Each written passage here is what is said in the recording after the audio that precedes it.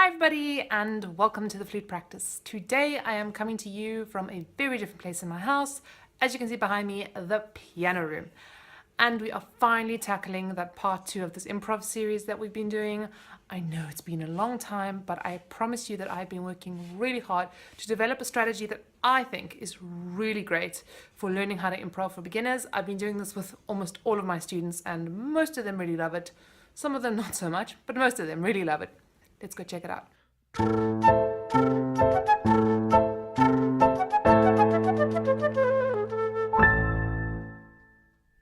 Before we start, we kind of need to set some ground rules. Firstly, you need to understand that in improvisation, for now, there is just no such thing as a mistake. There are no wrong notes, there are no right notes, they're all just notes. And we're just exploring them. In a moment, I'm going to be asking you to play a G major scale, and you're just going to hear how the different notes sound. You're not going to judge yourself. You're not going to overanalyze what you're doing. You're just going to kind of let go and go for it. We spoke about this in the last video a lot, about really kind of just taking that plunge, going into the deep end and just allowing yourself to swim. You'll be amazed what actually does happen. I'm going to play along to these clips, so I'm going to demonstrate what I want you to do each time, and then I'm going to give you a chance to do it on your own. The only exception is with when I get you to actually start improvising, I'm going to ask you to do it first. I don't want to corrupt your mind with any of my ideas. I want you just to see what happens, and then you can listen to the little ideas that I kind of came up with, just to inspire you and to kind of get an idea of what it is or what it can be in the beginning. So basically how we're going to start this process is you're just going to play a G major 1-octave scale over the simple G major chord. Nothing more fancy than that. Try and stay in time with me, whether it is going double time or whether you are doing exactly my time.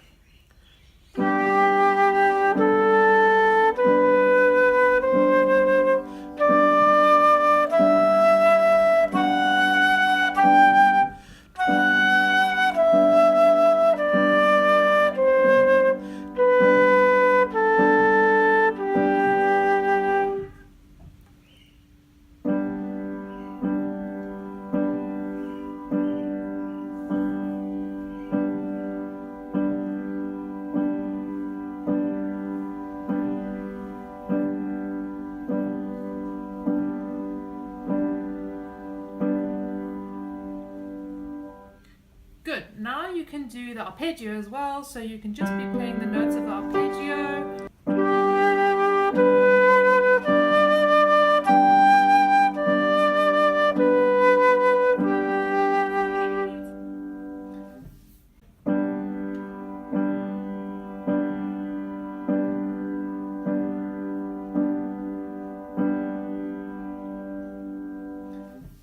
What I want you to do is I want you to choose any notes of the scale, any notes of the arpeggio in G major, and you are going to just not play them in that order. You're going to play them in whatever order you feel like. Remembering there are no wrong or right notes, there are no mistakes here. You are just exploring how the different tones of the scale sound against this G major chord. That's all you're doing.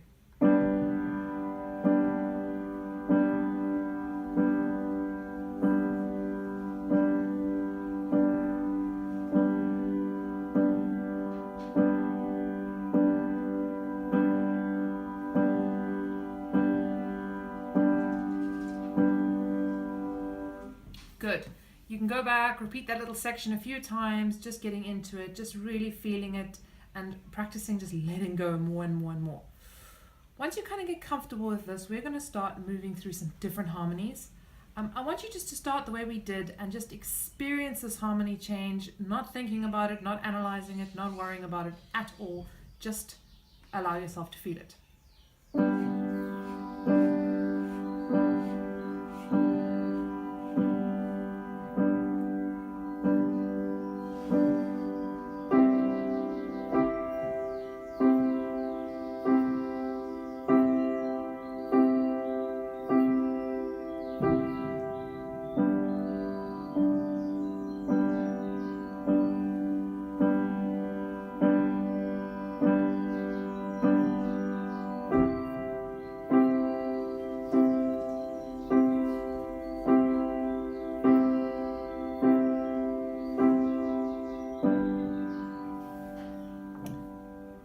Good. Now we're going to add a nice little extra harmony to that. So once again, you're just building on this experience. There are no right notes, there are no wrong notes. You are just exploring.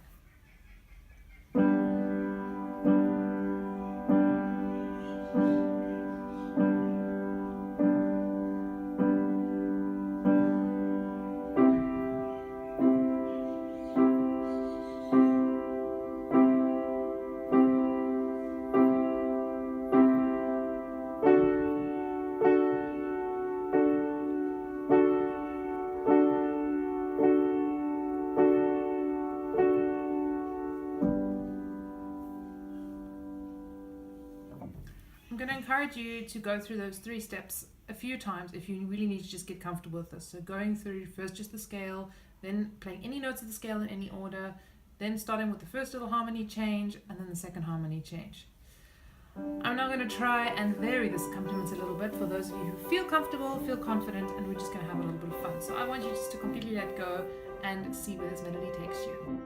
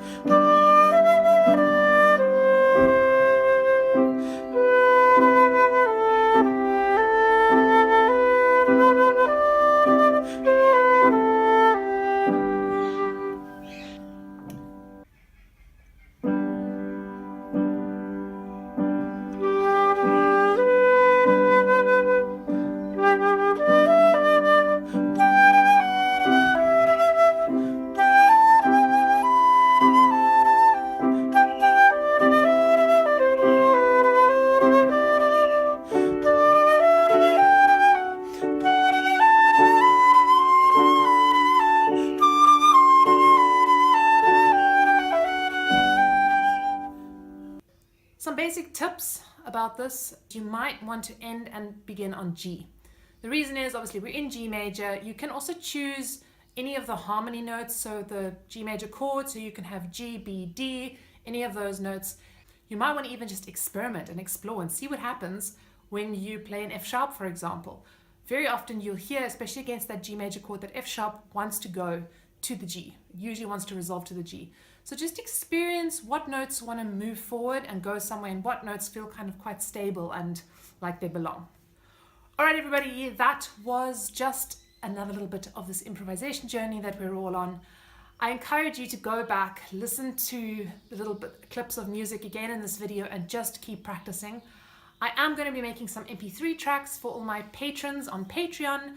For those of you who would like to join me on Patreon, this is a space where I can really connect with each of you a little bit more deeply. There are some really nice rewards and resources and all sorts of things that are available and becoming available all the time. And of course, I'm always so grateful for all of your support. So thank you to my existing Patreons. That's it from me, guys. Happy improvising, and see you next time.